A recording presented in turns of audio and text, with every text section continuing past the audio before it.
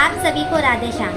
श्रीमद् भागवत पुराण के तीसरे अध्याय में भक्ति देवी के कष्टों की निवृत्ति। तो ये अध्याय भी मैं आपको संक्षिप्त रूप में सुनाती हूँ।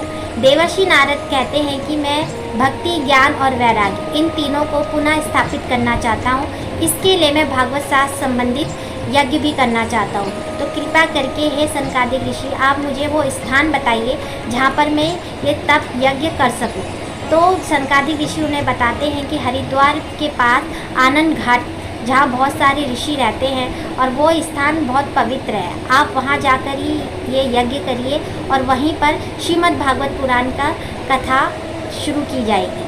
और साथ ही साथ जो भक्ति, ज्ञान और वैराग्य है वे अपने आप ही अचेत अवस्था में होने के बावजूद भी वहाँ उपस्थित हो जाएंगे, क्योंकि जहाँ पर भी श्री हरि की कथा होती है या श्री हरि का कीर्तन होता है, वहाँ भक्ति, ज्ञान, वैराग्य स्वयं ही आ जाते हैं। और जब उनको ये कथा उनके कानों में पड़ेगी तो वो फिर से तरुण अवस्था धारण कर लेंगे। यह कहने के बाद फिर कथा उस स्थान पर जाकर कथा शुरू होती है।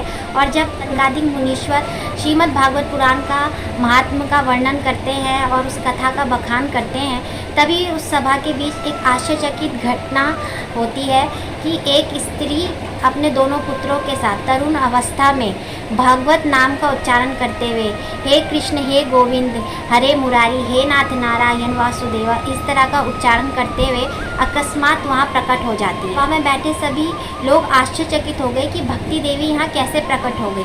तब सनकादिक मुनीश्वर उन्हें बताते हैं कि ये अभी अभी भागवत के अर्थों से निकल कर यहाँ प्रकट हुई हैं। और फिर भक्ति देवी सनकादिक मुनीश्वर को प्रणाम करते हुए कहती हैं कि इस कलयुग में मैं नष्ट हो गई थी, किंतु आपकी कथा सुनकर मैं वापस से पुष्ट हो गई हूँ। तो अब आप कृपया मुझे ये बताइए कि मैं कहाँ रहूँ।